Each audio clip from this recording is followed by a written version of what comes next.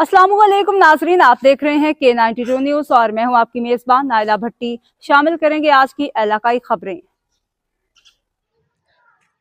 खबर शामिल करते हैं ब्यूरो चीफ पंजाब मलिक मकसूद चिन्योटी की इस रिपोर्ट में। जी डिस्ट्रिक्ट चिन्योट की तहसील भवाना थाना लंगराना की हदूद में चोरी की नॉन स्टॉप वारदातें। भवाना पुल तारकोठी चौकी लंगराना की नाक के नीचे मुबैना चोरी की वारदात। भवाना नामालूम चोर असद नसुका की दुकान से ताले तोड़कर सामान में नकदी लेकर फरार हो गए। भवाना नामालूम चोर 25 बोरी सीमेंट, 18,000 रुपये नकद और एक टच स्मार्टफोन ले गए हैं। असद नसो का भुआना 7:21 पर 15 पर कॉल की, मगर पुलिस 11 बजे पहुंची है। भवाना आयरोज चौकी मंगवाना की नाक के नीचे वारदातों से परेशान है। भवाना तमाम मुलाजिमीन मकामी हैं, घरों को चले जाते हैं, कोई पूछने वाला नहीं है।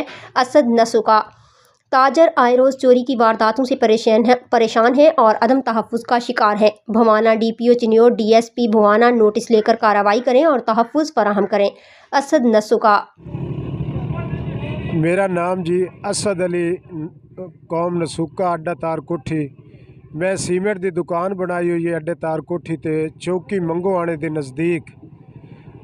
अज रात तकरीबन 1 तो 2 बजे तक मेरे सीमेंट की दुकान के ताले तोड़ के उन्हें तकरीबन लोडिंग की और उस तो इलावा नकदी 5 गट्टू सीमेंट और 18,000 रुपया नकदी और उस दे नाल मोबाइल टच सी जेड़े लैके चले गए।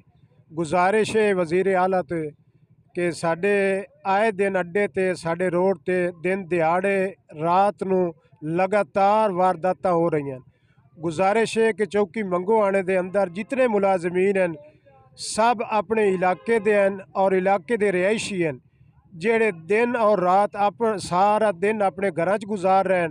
गरीब लोग जेड़े आए दिन रात दिन लुटी रहे हैं। इस वास्ते लिहाजा DPO SHO RPO और वज़ीर आला दे अगे गुज़ारे कि साडी दाद रस्सी की जाए।